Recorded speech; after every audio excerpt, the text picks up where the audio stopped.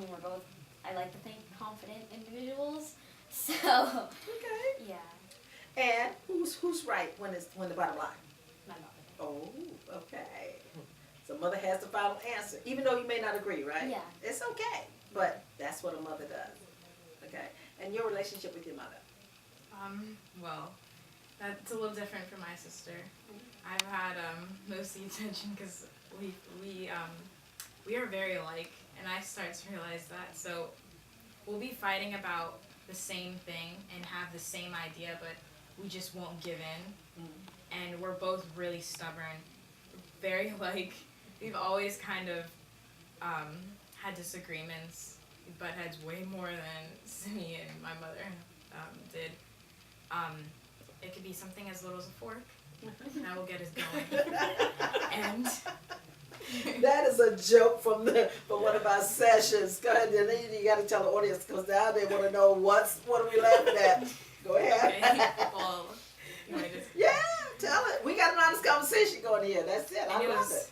Part of it was the anger that I felt from being there, and it just came out in different ways.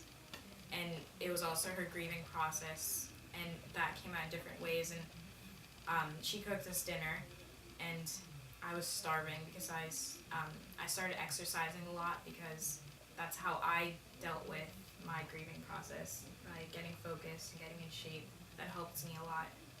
And I was starving, and I decided to sit down. I didn't think about getting everyone else a fork. I wasn't thinking about it at all. And she was extremely angry with me. And kind of just escalated from there. But she started eating before we all sat at the table to even say our grace. She just sat down and started eating. But was it really about the fork or was it No. something else? It was, I mean, now I think about it, it's so silly, but it was really just a fact of sitting down. I'm real big about trying to get us to sit down as a family. You try nowadays, and everybody knows with their busy lifestyle, it's very difficult to sit down and have a meal with everybody together on the same schedule at the same time. And the times that you do, I kind of have to dive over, different things to make it happen. And this one is studying, this one is running, this one is here. And for me, it's important that I wanted us to sit down together as a family, and I just thought it started off with her starting to eat before we even had a chance to pray and say our grace. So then it got into a heated discussion. But I do think that Dr. Bessie has showed us how to sit down and kind of take our time, figure out what the plan is. If there is anger there, how can we first of all take a few minutes, take 5 minutes to if you are angry, to just cool down. And that's what really has helped, and that's something that Sydney has really enforced and Danielle has enforced, and we just take a few minutes, even how angry you are, and just kind of take those few minutes to just be quiet for a second and then come back and talk.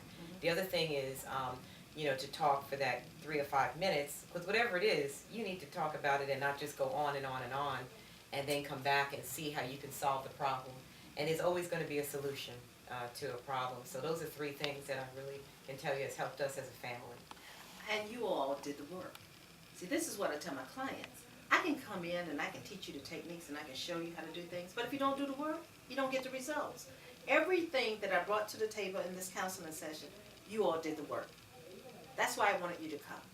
Because sometimes I have clients and they think I have a miracle that I can just pull out and zap, zap, zap, and everybody just, come into this new being. No. What we're going to do is look at the situation, and then we're going to come up with a solution to that situation, but you've got to do the work.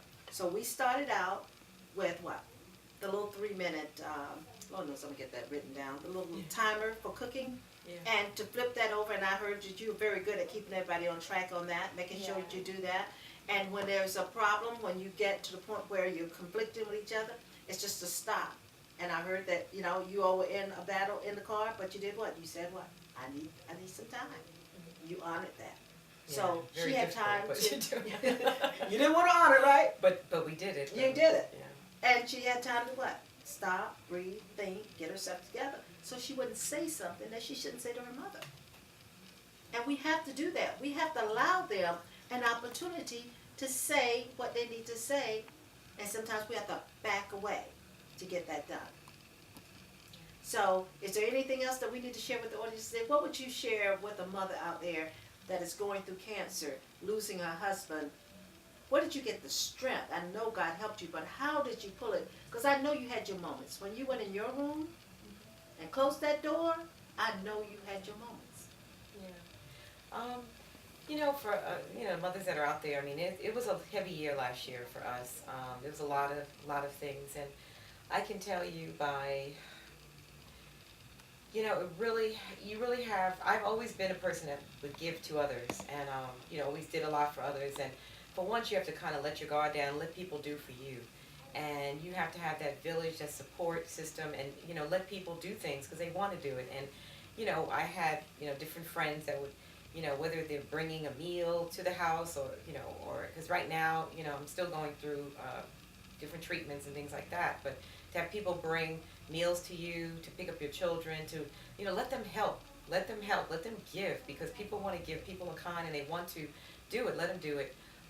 Also, and if you don't have a support system, you could always have God, and you always have to go back and reflect and ask God for different things. And when I ask God, he gives it, he tells me what I need to do. And you really have to have a relationship and realize that you're not in this by yourself. There's a bigger picture, and you have to, I always say the angels that are just lifting me up and carrying me, because I'm not doing this by myself. And there are other people, there are people, and there are angels, and there are people that are helping along the way, and you have to take that help. So you have to do that. When you have your moments, you have your moments. I mean, I cry in front of the girls, I cry behind the girls. For me, because of the music that played so much in our house, if I hear a song, a lot of times I'll start crying, and I may be in the car somewhere. You just got to go with it. You just got to do it, because it's not easy, but it is possible, and it's possible to pick yourself up and to move on, and realize that there are children, there are girls, there are people here in your life that you still have living to do, and that's what you have to realize. So it hasn't been easy at all, and it's been extremely difficult, but there's always going to be something, and God doesn't give you more than you can handle, and I believe in that. I believe in that. And I think you've done an excellent job. And I am just honored that you all invited me into your home and trusted me enough to come in and help you all work through some situations. We're still walking it out. I told you guys last week that you all have graduated and you are ready to fly, and you all don't want me to leave, so we're going to do a maintenance program once a month. But you're doing really well. And the good news is that what about your cancer? What's the good news? I am in remission. Praise God. It was a cancer called lymphoma, which I never heard of it before. And if you are, relatively healthy and, going through, chemo treatments a couple times a month, you can recover. And luckily enough, I was able to go down that path. I still have, one more treatment, and I still have, possibly radiation, but I will be healed. And as we talked about early You on, are healed. I am healed. That's right. That's right. You Moving have what forward, you say. Yeah. Okay. And I am so proud of you that you all trust God. And when I came through there, I told you I was a Christian clinical psychologist. And I know you had some reservations. You did, who is this coming? And what did you say? Tell me. We having this honest conversation. I didn't, I find it hard to trust people very easily. I don't trust a lot of people, let's just put it out there, I don't. So for someone just to come in and like start talking about things that are like kind of like something that's very sacred to me, it's like in my soul, like what I'm thinking, and try to get that to come out of me, because I don't like sharing like my feelings very often.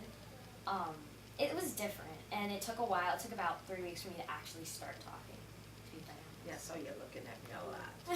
So, what do you think about me coming now? I like you. Better yet, you got some results. And Yeah, you I got a lot of things that I had to say out, I think, that I've been holding in, because I think it's time that I actually started talking about it. Because a lot of people say how I'm really strong, and I like that, but I feel like I have to keep it up and stay strong, because everybody's like, oh, you're so strong, and I like that. So I try to keep it up, but I think that it's time for me to just like kind of listen to myself and start, not necessarily grieving, because I do grieve differently than most people.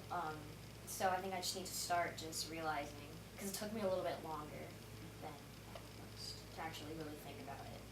Yeah. That's okay. But that's one of the end results. We got you there. Now you're looking at the fact, I can trust to some degree. And I think, and I didn't push you, and we just walked through it. Yeah. and then She everybody said it was took a- gonna be 2 or 3. She said she's gonna wait a couple times. Yeah, I said I was before gonna she- wait a couple of weeks before I started talking. Oh, so you plan not to talk for a couple of weeks? I just wanted to like analyze the situation first. I don't blame you. Yeah. And what I did, and what I do, is I never engage anybody. Did I pull you out? No. We just had a conversation like we're having right here. That's why I tell you, audience, we are definitely sitting down, having an honest conversation.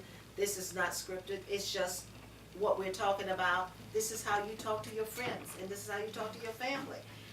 Only thing I do is help facilitate, and when you come to a point, I try to tap on that enough to just to get you something to think about. Yeah. And then that takes you to another level. Each time you come to a thought, we analyze that thought, then we look at what can we do, how can we bring that thought into a reality, and then we do the work. I left y'all with techniques. I told you to do this, this, and this for the week, and you did those things. And I told you what, when I walked in the door, I only give 12 weeks of sessions. By the time we get to the 6th or 7th session, you wouldn't even realize you had a problem. Yeah. Did that happen? Yes.